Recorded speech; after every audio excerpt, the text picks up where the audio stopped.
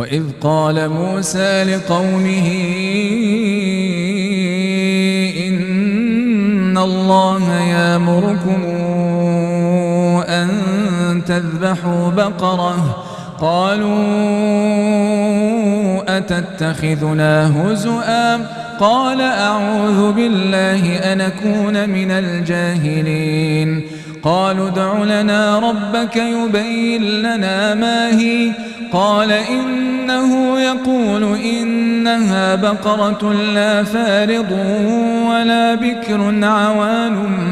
بين ذلك فافعلوا ما تؤمرون قالوا ادع لنا ربك يبين لنا ما لونها قال إنه يقول إنها بقرة صفراء